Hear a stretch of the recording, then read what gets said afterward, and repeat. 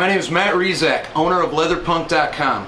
You may not have a stud setting machine in your house, but that's okay. Today we're going to show you how to set studs on a leather wristband using a few simple tools and techniques. Let's get started. Okay, here we are. We're going to show you how to properly set studs onto leather. We're going to take all the mystery out of how to set studs onto leather. It's not actually that difficult, but it is time consuming. I'm going to show you the techniques today, and before we get started, I'm just going to talk a little bit about the leather that you use. Make sure you're using a semi-rigid or stiffer leather. The reason for this is when you go to pierce the leather with the stud will actually cause a wrinkle or a crimp, and that's something that we definitely want to avoid. The only two tools that I use to set studs by hand are this steel rod, it's about 3 inches long, and this awl. Now let's talk about the studs. There are a lot of different quality of studs out there. The cheaper studs are going to be a nickel-coated steel. The nickel will flake off very easily, the steel will rust. I prefer to use chrome-plated brass.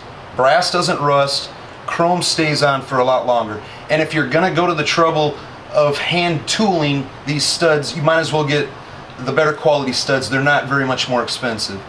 The next thing I always like to have is a few scraps of leather. That way I can pierce through the wristband and not damage my tool. Okay, so we're going to be using a 2-inch wide leather wristband, and we're going to make a 3-row pyramid studded wristband. We're using 3/8 diameter pyramid studs. So we're going to set our first stud. And I always like to set the first stud at the beginning of the middle row. Take a stud, glance over it, make sure the stud prongs, that's the tips of the stud, make sure that these stud prongs are straight. Starting with the middle row, score the leather with the stud. Push lightly, then using your awl, perforate the leather.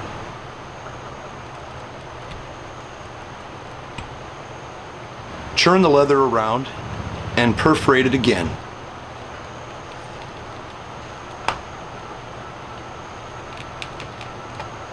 Then churn it back around and perforate it one more time. My reading is intensified,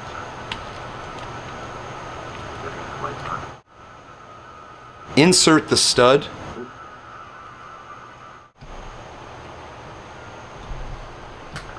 Fold the prongs.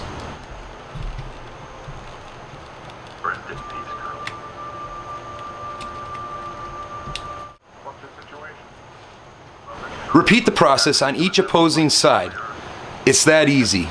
There you go.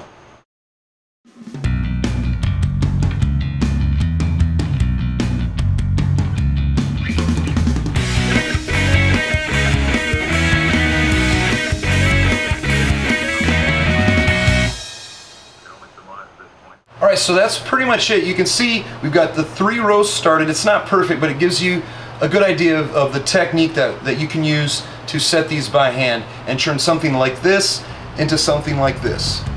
My name is Matt Rizak, owner of Leatherpunk.com. Thanks for joining me.